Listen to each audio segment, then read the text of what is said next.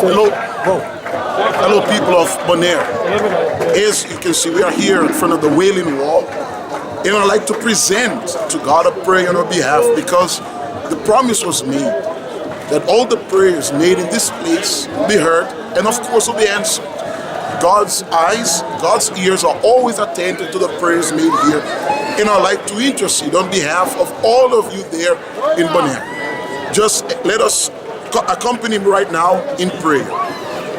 My Lord, in the name of Jesus Christ, I ask you, Holy Spirit, to honor the request here on behalf of the people of Bonaire, that my Lord Jesus Christ, you may raise up their lives to quality. Raise up servants of God, their men and women of God. Raise up people there whose lives will be on your altar 24 hours a day. My Lord Jesus Christ, we bless the country of Bonaire. Let that place be a place full of peace, prosperity, and many to serve you, my Lord. Bless all those who are there in the island, those of the UCKG of Bonaire. We bless them, the tithers, the members, those evangelizing, those serving you already.